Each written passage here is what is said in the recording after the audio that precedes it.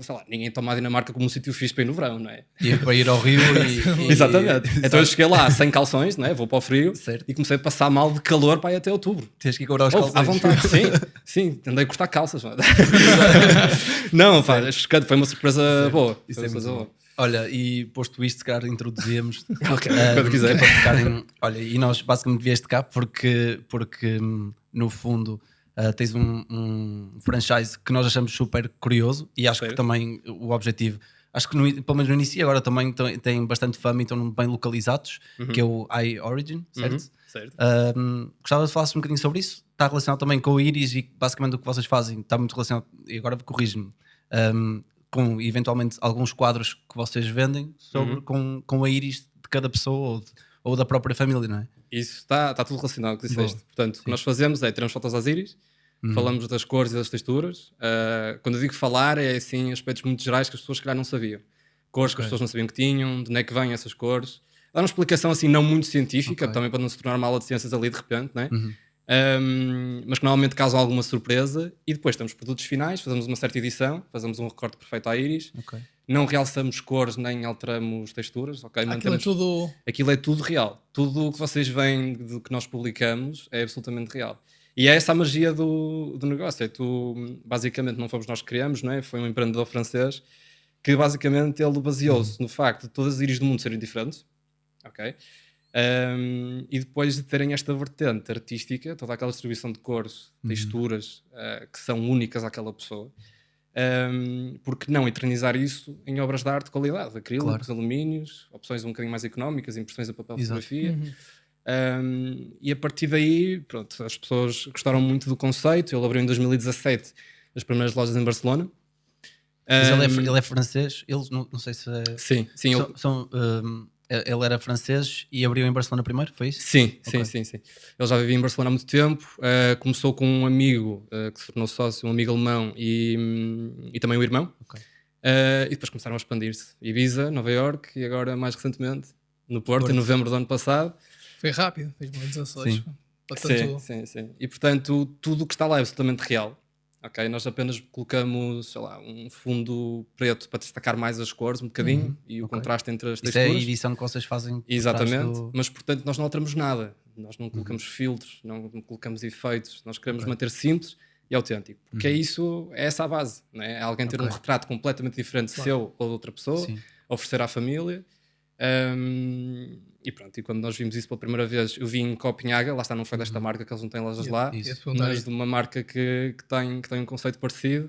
E aquilo de repente, engraçado, porque eu e o meu pai nunca tivemos assim ligações às artes. Sei lá, eu estudo gestão, o meu pai é engenheiro informático, acho que é o oposto de artes. Exato.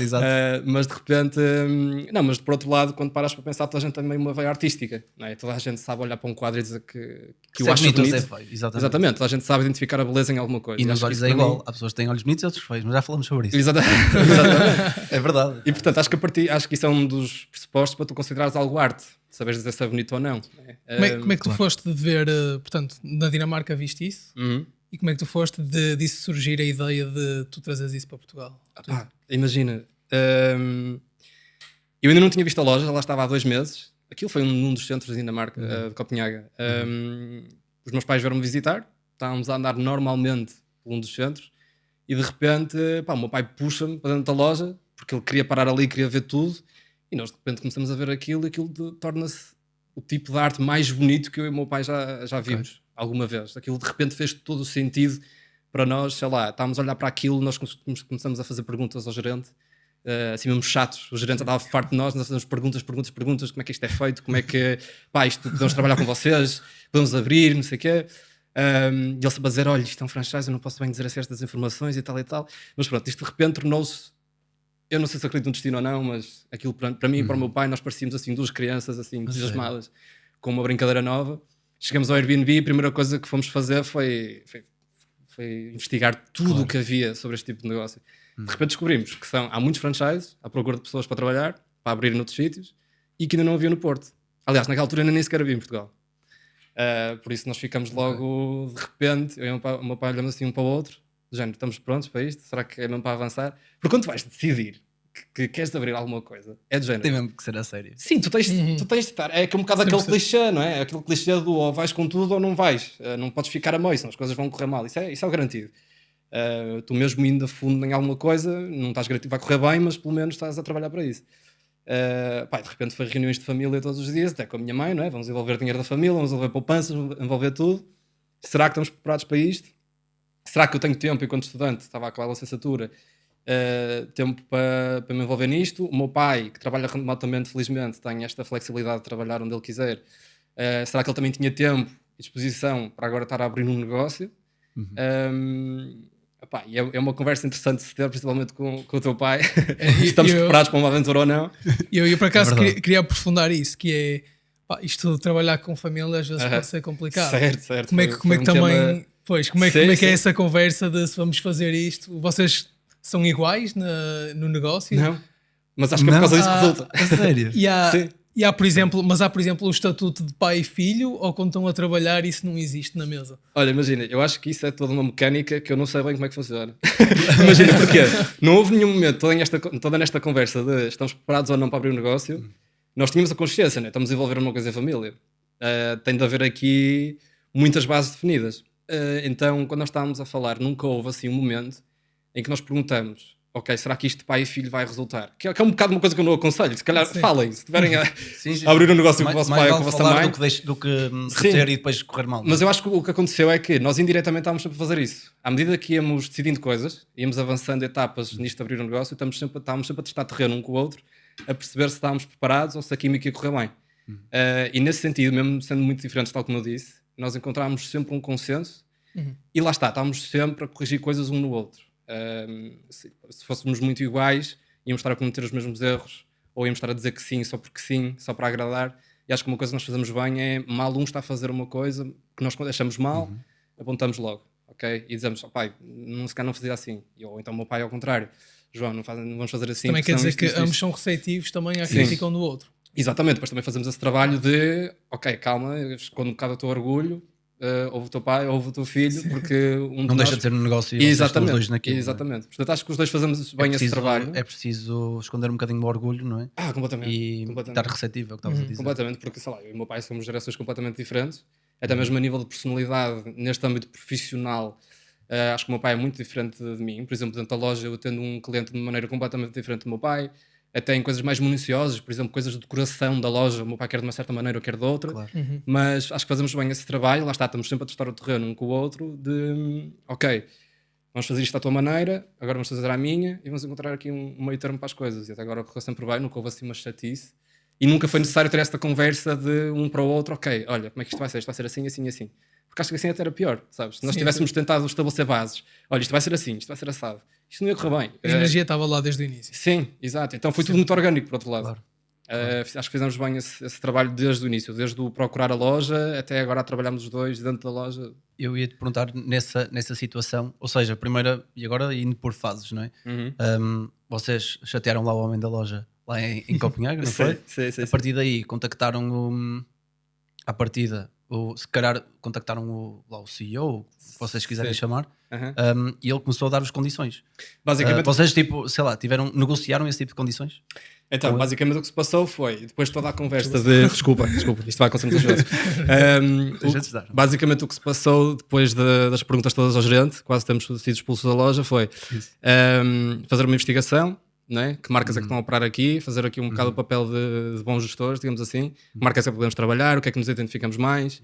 E escolhemos uma marca diferente até que a que tem lojas em Copenhague, que foi esta, a iOrigin, e depois a partir daí foi uma reunião, reunimos com os CEOs destas marcas e o que identificamos mais foi o da iOrigin, só pelo facto também de coisas assim que nós achamos...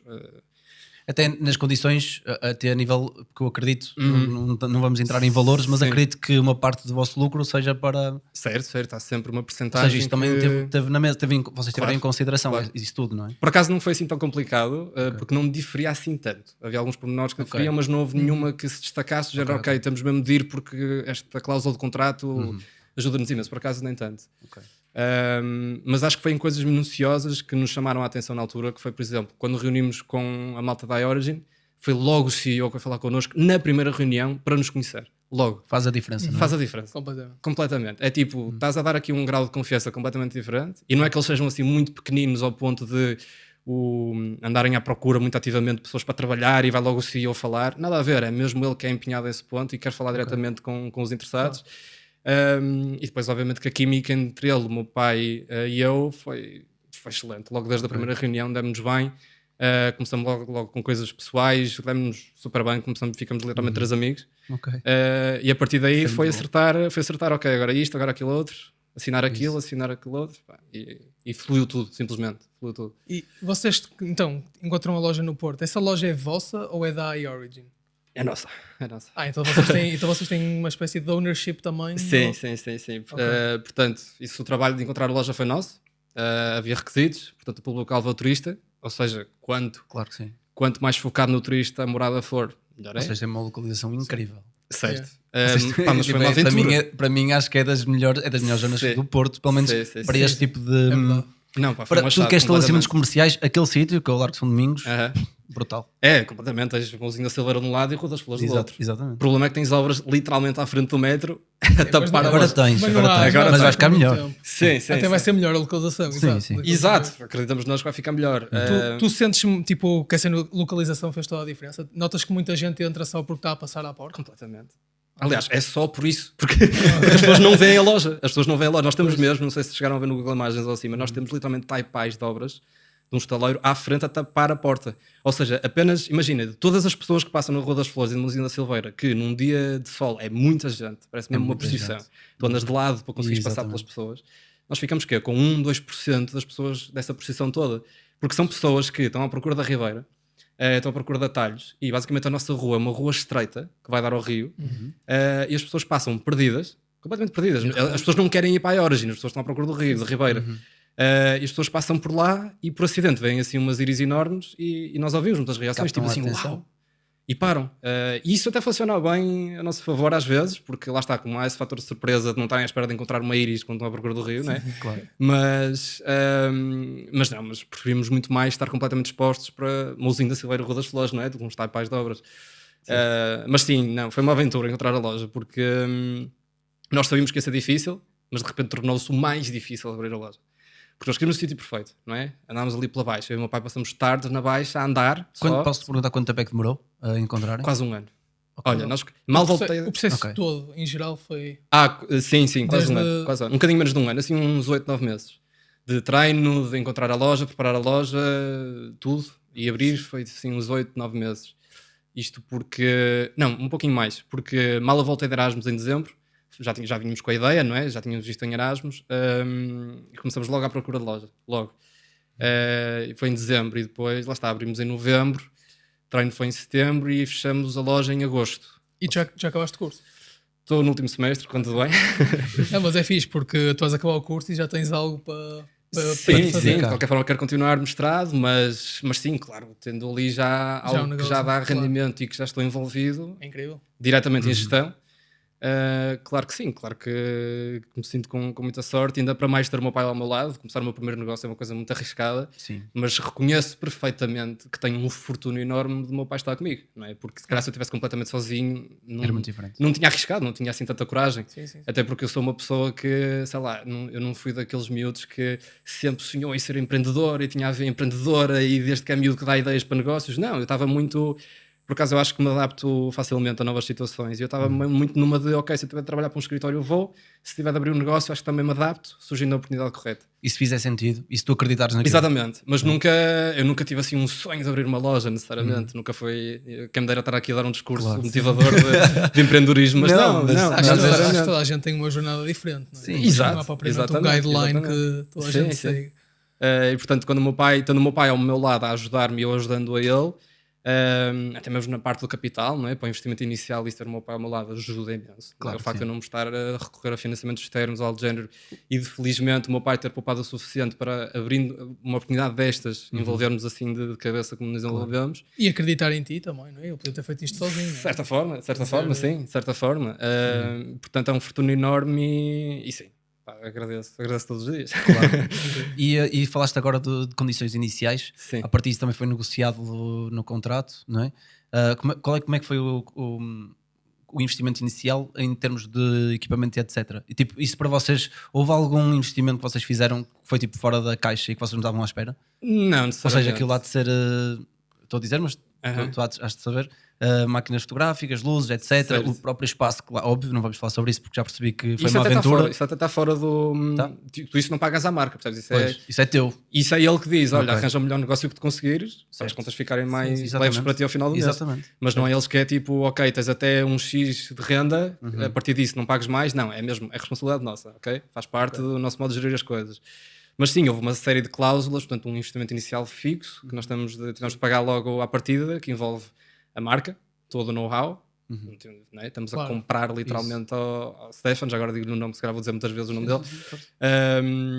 Temos a marca, o know-how, a máquina, tudo isso, tudo o que envolve a marca, tudo o que envolve o negócio, está lá num valor fixo. E, aliás, e é com eles é que mandam isso. Sim, já está tudo fixo, aquilo nem é bem negociável. O que é mais negociável e que nós também tentamos baixar um pouco foi a questão da percentagem que damos ao final do mês, visto que estamos tão condicionados pelas obras. Pá, vocês indo lá, vocês vão ver o quão o rua é estreita. Acho que não passei na rua ao lado, mas aquilo estava uma confusão. Sim, é uma rua mesmo estreita. Nós estamos mesmo condicionados. E portanto tentamos negociar um pouco com essas condições, claro que sim, tentas também adaptar melhor às dificuldades que vais encontrar, mas de resto está assim mais ou menos fixo. Ok. E depois em termos de produção, ia-te perguntar como é que funciona essa dinâmica, ou seja, um cliente pronto, vai à vossa loja e a partir daí faz a própria encomenda, não é? Sim. Como é que vocês fazem a partir daí? Então, o cliente tira as fotos, então, o processo todo, se calhar vou dizer mesmo o processo todo desde que o cliente entra. Então, explicamos normalmente o conceito, as pessoas ficam muito confusas do que é o conceito. Se é uma loja de lentes, nós lemos o futuro com as íris. Era isso que eu ia perguntar. O cliente, quando vai à loja, à partida não sabe o que é que aquilo é. Portanto, ou já viram no estrangeiro. Vocês é que introduzem um bocado o tema do que é que são. Sim. Ou já viram no estrangeiro, que isto é uma ideia que já se está a espalhar. Ou já viram no TikTok também, que é assim, uma coisa muito fácil de fazer marketing no TikTok. Mas o mais normal é a pessoa não saber, ou haver confusão, ou pensam que nós vendemos lentes. Muita gente pensa que nós vendemos lentes. Muita gente. Ou lá está, já perguntaste se lemos o futuro com as íris, ou se lemos personalidades, por exemplo, que já agora é possível, já podemos falar disso daqui a bocado. Mas pronto, explicamos o conceito, depois as pessoas tiram fotos aos dois olhos. Todas as íris do mundo são diferentes, até o vosso olho esquerdo é diferente do vosso olho direito, ou seja, vocês veem as diferenças pela primeira vez e escolhem a sua íris favorita. Okay. Depois falámos algumas coisas sobre a íris e tal, onde é que vêm as cores, as texturas, algumas coisas que as pessoas não sabiam. Vocês definem, há sempre aquela confusão de qual é que é a cor dos olhos e não sei o quê. E sim, vocês dizem, não, a sua cor dos olhos já aconteceu do tipo, não, a minha cor dos olhos é verde, não, a sua cor dos olhos, olha, já é azul. Já, porque portanto, posso dizer, acho que não há mal, tentamos manter assim uma certa curiosidade, porque é mais fixe dar estas coisas com uma foto dos vossos olhos ao lado. Exatamente. Mas, por exemplo, posso-vos dizer já, por exemplo, os olhos verdes não existem. Sério? Não existe. Portanto, a cor verde, portanto, um olho que seja verde ou olho nu é o verde que nós estamos a ver, mas o verde é uma ilusão. Quando tu tiras uma foto a um olho verde, tu vês o azul, tu vês uma parte de azul e depois vês uma parte de amarelo ou castanho, e depois essa mistura é que cria o verde. Ok, mas tu só vês isso, tu podes apontar uma lanterna, podes ver num espelho ampliado aqueles de maquilhagem e não vais ver, tu vais ver verde. Só quando tiras assim uma foto mesmo aproximada, macrofotografia, é que consegues ver a parte que é azul e a parte que é amarela do teu olho, e daí é que surge o verde. Então isto às vezes é um bocado, portanto, nós realçamos sempre que isto é uma genética muito rara de se ter. Ok, para as pessoas, não, eu tenho, a minha genética ainda é rara, porque há pessoas que é tipo, não, eu tenho olhos verdes, atenção. E nós, não, olha, repara aqui, você está aqui, tem aqui azul e depois tem aqui uma parte amarela, e esta mistura é que criou verde. Mas há pessoas que é tipo, não, é verde, eu tenho de aproximar mesmo, porque às vezes o amarelo é assim muito clarinho, então mesmo vendo de perto parece que já está a haver uma mistura de verde. Mas quando nós aproximamos vemos o amarelo e o azul. Então sim, já houve essa confusãozinha. O azul é mesmo azul. O azul é mesmo azul. E portanto... E mais cores que sejam mesmo as cores. Castanho à partida. Sim. Depois sim. aqueles assim mais tipo acinzentados, é possível? Ou não? Assim, repara, um pouco mais... Sim, portanto, eu esses casos assim mais excepcionais não sei explicar tão bem. O que eu sei explicar melhor é se calhar o olho de um albino, não sei se já viram. Sim. É assim uma coisa púrpura, roxa. Isso. Porque basicamente... Já tiveram? De onde é que vem? Ainda não, em Barcelona já apareceu. Eles até expuseram na parede. Porque é raro encontrar, mas isso vem basicamente, portanto, qual é a limitação de uma pessoa que é albina? Não sei se é de todo, mas, ou muito pouca, melanina. A hormona que nos protege do sol. E os nossos olhos, o castanho e o amarelo, a cor castanha e amarela vem da melanina. Basicamente a camada que nos protege do sol é essa camada castanha amarelada. E portanto, como uma pessoa que é albina não tem melanina de todo, não sei se é de todo ou é muito, muito pouquinho, fica assim um olho azul, mas é tão, tão azul que perto da pupila até se vê assim uma cor púrpura, uma cor roxa, ok? Portanto, esse é assim o caso excepcional que eu sei mais explicar, porque é mesmo da ausência de melanina. Isso cria mais sensibilidade nos olhos também? Sim, não tens proteção do sol, as pessoas, pessoas que têm olhos azuis têm mais sensibilidade, pessoas de olhos castanhos? Tem. Mas é que a partida tem mais problemas depois com mais idade, não é? Sim, essas pessoas devem se proteger mais do sol. Por outro lado, não sei se isto é inteiramente verdade ou não, mas há muita teoria sobre isso. Pessoas com os olhos mais claros, ou seja, não têm tanta melanina, veem melhor no escuro, mas não estão tão protegidas do sol. E uma pessoa que tem os olhos mais acastanhados está mais protegida do sol, mas não vê tão bem no escuro. Portanto, contrabalança da natureza. Isso. Mas pronto, dito assim de um olho assim perfeitamente saudável, digamos assim, o amarelo, o castanho vem dessa melanina. Depois o azul vem também de umas fibras musculares que basicamente, assim numa linguagem muito leiga, ok, para não ficar aqui uma aula de ciências, até porque eu não sei explicar inteiramente bem, mas basicamente é uma ilusão de luz refletida na pupila que cria uma ilusão de azul nas fibras musculares que mexem a pupila, ok? Portanto, muita luz, a tua pupila fecha-se, pouca luz, a tua pupila abre. E o que faz mexer são as fibras musculares que dão essa ilusão de azul. Ou seja, outra coisa que eu estou a dizer é que toda a gente tem azul nos olhos.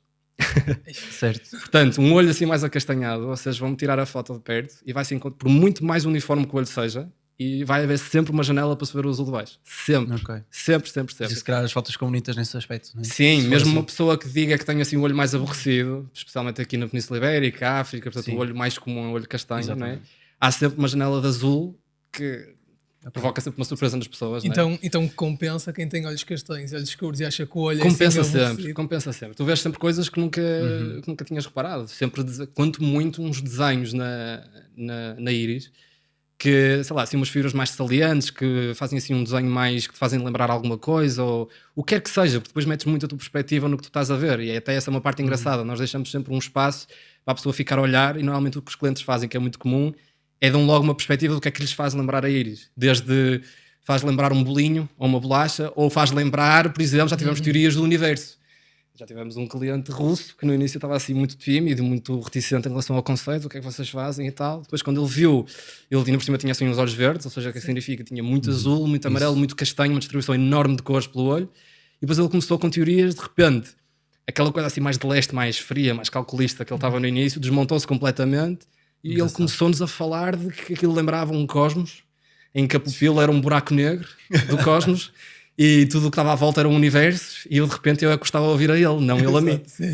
Eu de repente fiquei assim, só. A ouvir, a aprender. É muito, sim, e essa também é uma das partes fixas do negócio, é que além da surpresa o atendimento é sempre diferente. Estás sempre a olhar para uma íris diferente, tens sempre uma reação diferente, uma perspectiva diferente. Claro que depois depende muito da pessoa, da personalidade da pessoa e assim. Ou seja, o cliente chega a esta aventura toda com os olhos e não sei o quê. Sim, exato, isso ainda está a falar do processo. Portanto, depois disso, escolhem a íris favorita, à esquerda ou à direita, e tiramos as fotos finais, que vão para o editor. O editor é basicamente uma equipa em Barcelona, que faz a edição.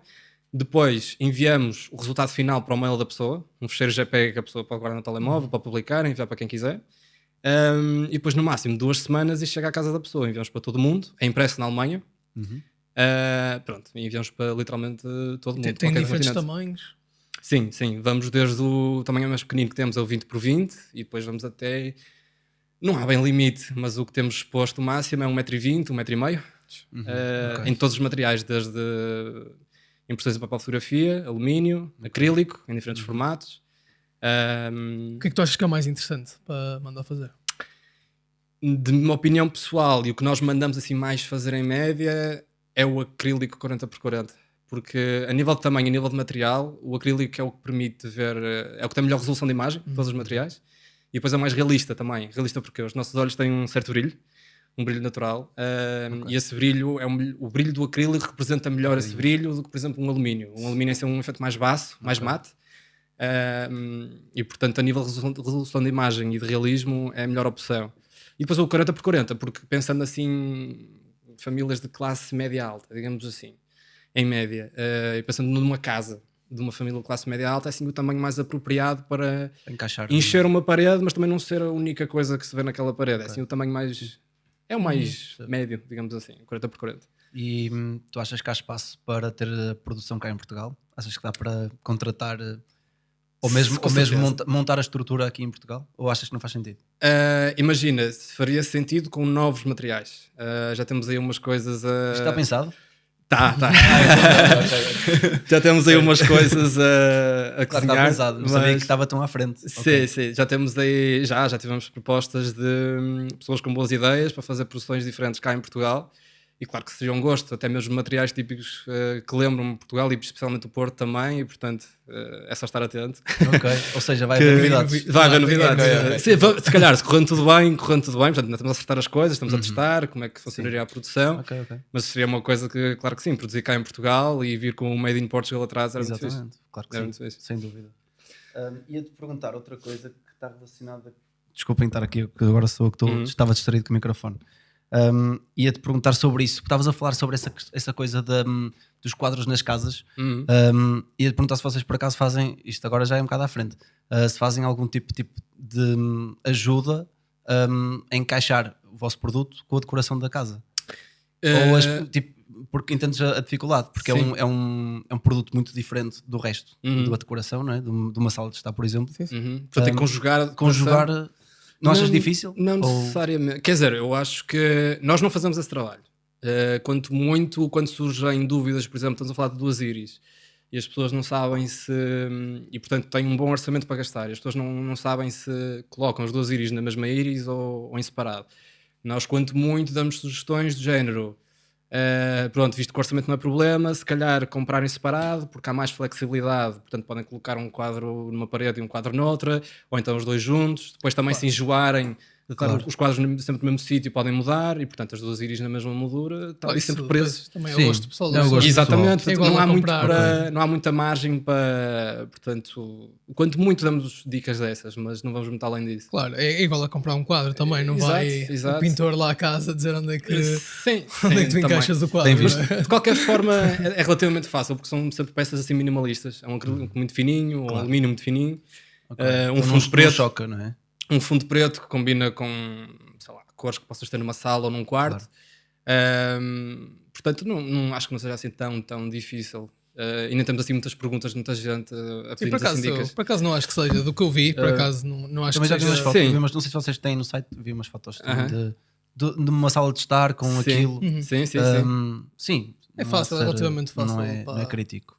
Sim, normalmente não há muitos problemas com isso. Mas nesta parte, esta é uma pergunta comum: 2 íris na mesma moldura ou 2 sem separado? Normalmente podemos dizer isso, a parte da flexibilidade e do enjoar, estar sempre a ver os quadros no mesmo sítio. Assim vocês podem variar quando quiserem. Sem dúvida. Estavas a falar da história do cliente russo que começou. Tu tiveste mais algum cliente que tenhas assim uma história engraçada, uma coisa assim muito confusa que tenha acontecido? Ou... Por acaso não me posso queixar, porquê? Quando eu dizia à malta que ia fazer atendimento público, toda a gente fazia-me assim uma cara torta, de género, que tu vais apanhar tudo e tens de estar preparado para tudo e isso.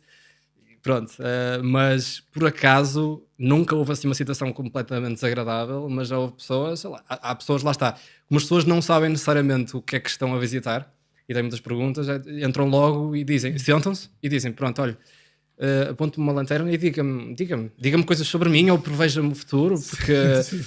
não, mas olha, mas por acaso já houve casos, isto porquê? Porque já agora também posso introduzir isso. Acho que isso é só mais assim um caso mais estranho, pessoas assim decididas que se sentam e dizem, pronto, diga-me coisas sobre mim. E eu, como assim? Nós não fazemos, imprimimos quadros, calma. Nem perguntam o que é que fazem. Não, entram decididas. Até o meu pai já aconteceu, então, leem íris. Não, pronto, obrigado. Situações assim um bocado estranhas, mas nunca houve assim uma situação extremamente desagradável. Mas isto porquê? Porque existe uma ciência alternativa, não é apoiada pela medicina convencional, que se chama iridologia. Não sei se já alguma vez ouviram falar. Não. Basicamente era uma coisa que já existe há muitos anos, uma ciência que já existe há muitos anos, que basicamente com base nas texturas da tua íris e na distribuição de cores, conseguem identificar traços gerais da tua personalidade. Ou então, usado antigamente para fins medicinais, para identificar, fazer diagnósticos médicos. Por exemplo, tens uma certa abertura, de uma certa forma, com um certo relevo, num certo canal da íris. Portanto, imagina, tens aqui uma íris e depois tens assim canais, e cada canal assim fininho está localizado por uma certa zona no teu corpo. Estômago, fígado, até mesmo joelho, tornozelo, o que seja. E um iridologista experiente consegue olhar para o teu olho e, portanto, dizer, por exemplo, você já teve problemas de joelho, não já? Por exemplo. Incrível. Com base numa textura com base numa textura que tu tens num certo sítio. Nós não somos especialistas nisso, Claro. mas existe essa ciência. Existe também, lá está, para identificar traços da personalidade. É por isso que existe assim muito misticismo de, por exemplo, eu consigo ver quem tu és através dos teus olhos ou através do teu olhar, ou como o Fernando Pessoa dizia, que os olhos são janelas para a alma, são os espelhos da alma. Onde é que vem esse todo esse misticismo? É de bases destas, científicas e não científicas, alternativas, digamos assim, de que realmente aspectos vincados da tua personalidade e do modo como tu és estão retratados na tua íris de alguma forma. E até mesmo factos mais científicos, convencionais, digamos assim, de que, e o Huberman fala disso, de que os olhos são a parte do corpo que tem mais ligações ao cérebro. Ou seja, é por isso que nós somos tão expressivos com os olhos, e até mesmo, por exemplo, as nossas pupilas mexem-se. Só o facto de estares surpreso com alguma coisa, estás em êxtase com alguma coisa, as tuas pupilas aumentam logo. Por exemplo, pronto, aspectos desses que é daí que vem todo esse misticismo. Está e é ligado ao cérebro. Diga? Sem dúvida está ligado ao cérebro. Sim. E é por isso que também vem, pronto, chegam lá pessoas e perguntam, pronto, então faça aqui uma leitura. Ou casos mais graves também, já tivemos até um caso, até nem foi assim há tanto tempo, de uma senhora que disse mesmo que tinha uma depressão diagnosticada e que se nós podíamos ajudar de alguma forma porque ela estava à procura de mecanismos diferentes para um autoconhecimento mais profundo. E estava a reconhecer tudo, desde a espiritualidade à ideologia, por exemplo. Pai, nós, quanto muito, indicamos uma clínica que faz isso para quem está interessado ir lá, porque nós não fazemos isso. Mas pronto, mais do que isso nunca. Já tiveste cliente a ir lá tentar inscrever-se na WorldCoin? Já, e opa, infelizmente é perfeitamente legítimo. Ia pedir o dinheiro, agora quero o dinheiro. sim, quero os meus dados de volta. Exato. Nunca de uma forma agressiva, mas obviamente só nos perguntaram se nós ficávamos com as fotos e até que ponto é que era seguro, porque é uma confusão, é uma dúvida perfeitamente legítima. Claro, e acho também importante, se calhar, também esclareceres um bocado isso de. Vocês não estão ligados a... Sim, primeiro, antes de mais, vocês não estão ligados ao WorldCoin de modo nenhum. De modo nenhum. E também, tipo, gostava que falasse um bocado sobre a proteção de dados. Isso também, acho que em todas as indústrias é uma coisa importante. Sim. E se realmente, por exemplo, todo aquele modelo de negócio da WorldCoin, que é dos pagamentos com a Iris e usar a Iris para identificar e estar a vender esses dados, vocês ficam também com esses dados e conseguem, no fundo, ao guardar essas fotos. Isto, no fundo, o que estás a explicar também é, no fundo, dizer que eventualmente um dia, quer dizer, um dia, e hoje também já acontece, que são dados biométricos, ou seja, tu consegues aceder a algo que é teu a partir da tua íris, porque, como estavas a dizer no início, é única, não é? Sim, e essa realidade já existe. Eu sinto que isto do reconhecimento da íris e do desbloquearmos coisas com a íris é uma coisa que nós há 5 anos, isso era o futuro, não é? Claro. Isso fazia parte daqueles filmes futuristas em que o ator, quando queria desbloquear uma sala de armas, uma coisa, era um scanner do olho e ele entrava, e isso era um filme futurista. Agora é a realidade. A realidade porque tu já tens, por exemplo, nós começamos com o Touch ID, né, no telemóvel, depois o Face ID, e agora com o Apple Vision Pro, os óculos, não sei se já repararam, mas já existe o Optic ID. Portanto, tu fazes um reconhecimento 3D da íris e aquilo desbloqueia-te. Ou seja, nós já estamos nesse futuro, é agora. E não falta muito tempo até, lá está, acedermos a contas bancárias, a desbloquearmos dispositivos que sejam, portas, com os desenhos da tua íris. E, portanto, é uma dúvida perfeitamente legítima quando chegam à nossa loja e veem íris. Claro, eu também pensava isso, né? Será que isto tem alguma relação? Pronto, e a resposta, obviamente, não é? Em todos os aspectos, portanto, isto, lá está, como eu disse, isto começou em 2017. Este tópico do reconhecimento da íris em 2017 era, lá está, futuro.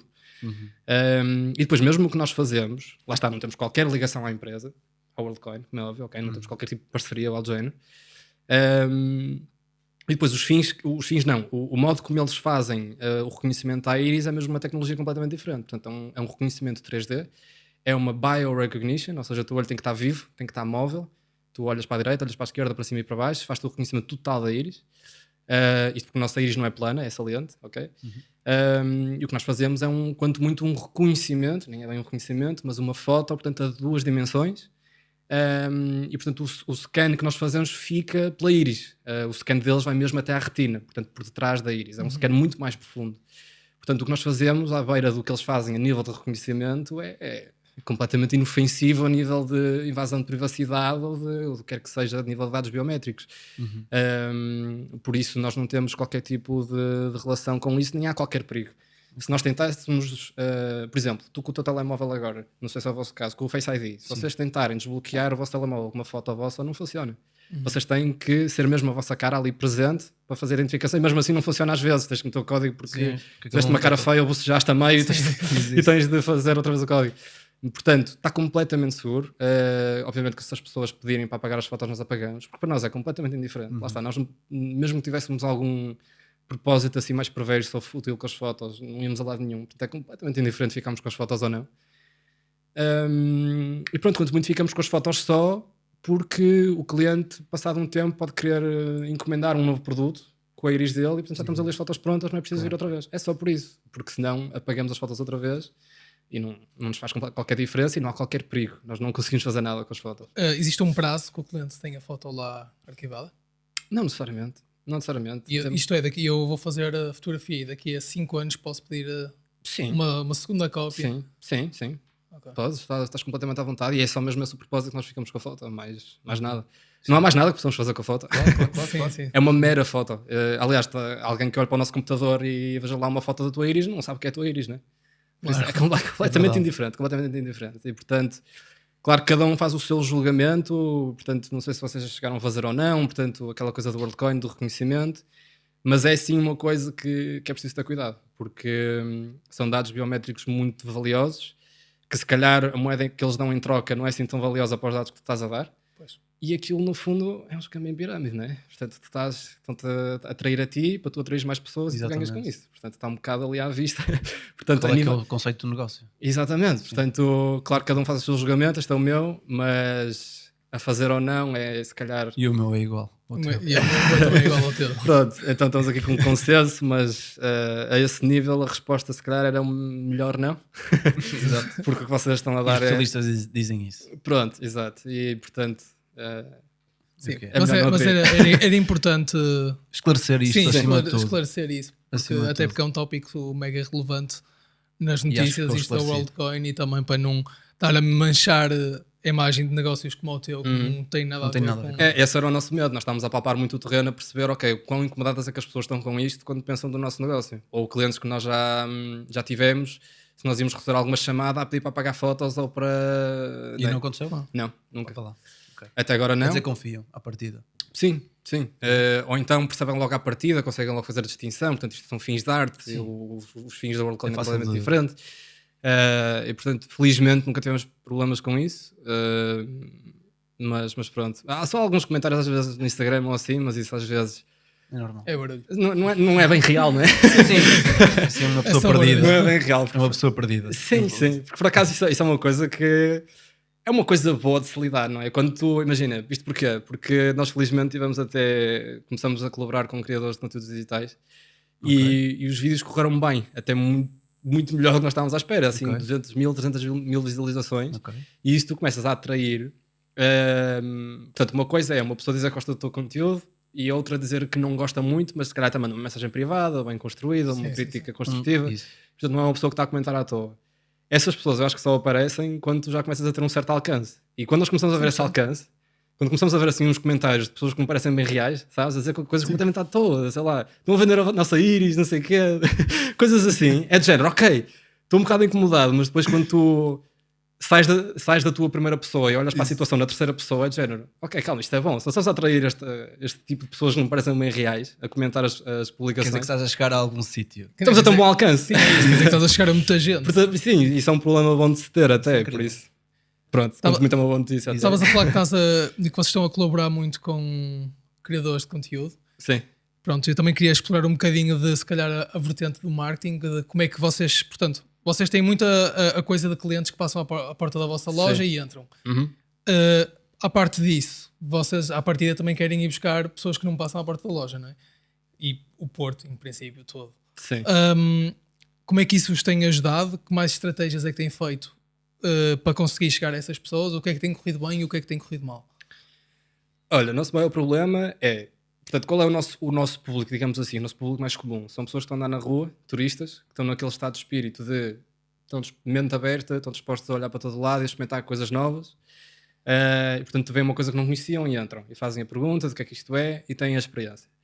E isso é extremamente complicado de fazer quando estás tapado por 2 estaleiros de obras, não é? E com uma rua estreitinha até meio duvidosa para quem vê lá de cima. Portanto, nós colocamos cartazes em todo o lado, a dizer estamos aqui. Que até nem sabemos se é bem legal ou não, se é preciso licenças ou não, mas nós simplesmente colocamos. Se tiver a multa, olha, pronto, é um risco a ter, mas colocamos também à porta, que também é meio imagem de marca e funciona muito bem, um espelho de ampliação com luzes ligadas a dizer Have you ever seen your iris? E portanto as pessoas passam lá e veem a íris de perto. E depois ainda tem uma nova percepção com a câmara, porque a câmara ainda vai muito mais perto, lá está para olhos verdes, tu consegues ver a combinação de cores na câmara que no espelho não consegues ver, por exemplo. E isso também chama muitas pessoas, pelo menos prende-as e percebem melhor o que é que nós fazemos. Depois, claro, criadores de conteúdos digitais para esclarecer o que é o conceito para o público português. Funciona bem depois para fazer marcações. E isso também era uma coisa que nós não estávamos tão à espera, era que tivéssemos tanto público português como tivemos até agora. Nós achámos que íamos ser mais virados para o turista, ou que o português, não é que não achasse piada ou não entendesse, não é mesmo isso que eu estou a dizer, mas, por exemplo, a questão dos preços. Nós praticamos os mesmos preços que praticamos em Nova Iorque, que se calhar um negócio mais racional, que tivesse um público direcionado para o português, não ia ter, não é? Vamos adaptar isto ao salário médio português, que não tem nada a ver com o americano, não é? Ou em Barcelona, por exemplo. E nós não fizemos isso, portanto, preço globalizado, é o mesmo em Barcelona, o mesmo em Ibiza, o mesmo em Nova Iorque, o mesmo no Porto. E, portanto, não tendo esse cuidado com o consumidor português, nós achamos, ok, algum português ou outro vai achar piada, mas vão ser mais turistas. E nós, em fevereiro, até mais de 90% dos nossos clientes foram portugueses a vir de zonas que nós nem conhecíamos e que eu a escrever, quando estava a registrar a venda, tinha que perguntar se estava bem escrito, porque eu nem conhecia a terra ou a aldeia ou a vila.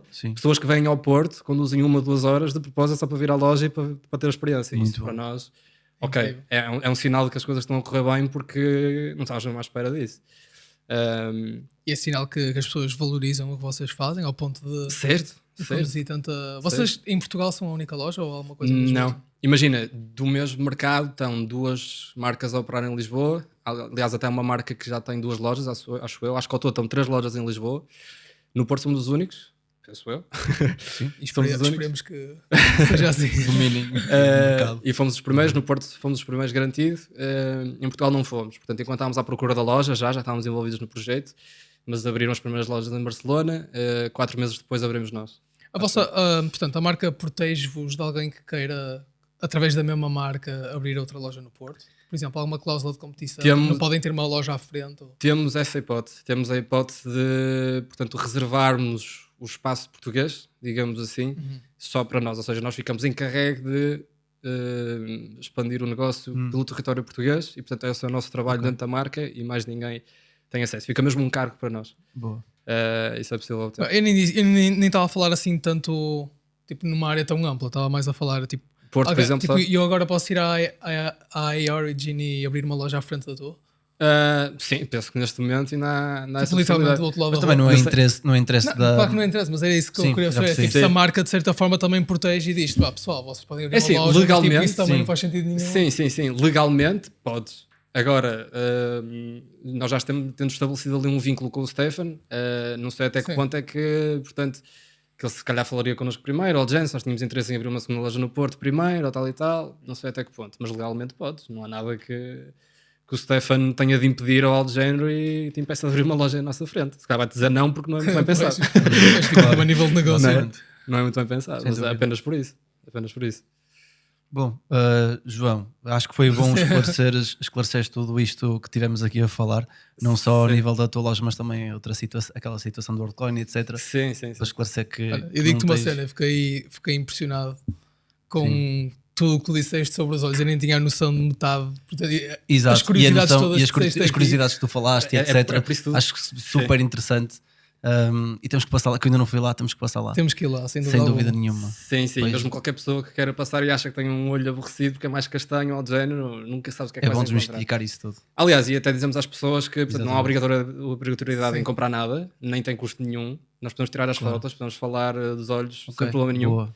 Portanto, qualquer pessoa que queira passar lá e ter a experiência conhecer só, um bocadinho mais dos seus olhos. Está à mais vontade. convidado. Está mais convidado. Incrível. Claro que sim. Altamente. Incrível. Olha, obrigado, João. Obrigado por teres Obrigado, vindo. foi um prazer. Está terminado.